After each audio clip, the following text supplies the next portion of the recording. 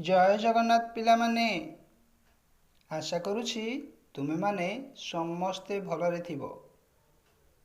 मु आजी तुम मानक पई बहुत बढ़िया एक कविता नहीं आसी मन देई शुणिब।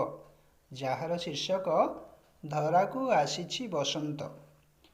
बसंत आसीछि बोलीण दिने पाठशाला रे गुरुजी बुझंती पिलांकु अति शांत चित्तरे।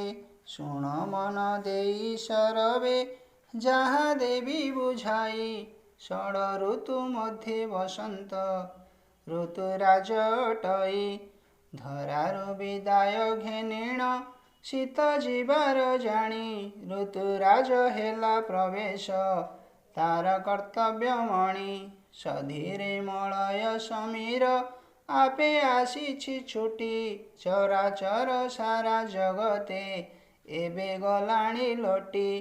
परस जाहार पाइण थुंटा तरु सकल पलबी उठंती अचिरे होई भारी सुढळ। मंद मंद बहे सुगंध फुटी नाना कुसुम शोभा मंडिता धरणी लागे अति सुषम।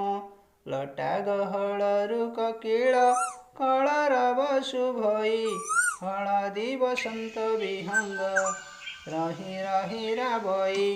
प्रकृतिपुरे संचारी जेबे गला बसंत लागई अचल जगत पुणी हेला जीवंत। बसंत आसिले जेमिति मने पुलक भरे चराचर प्राणी अठरे हस लहरी झरे।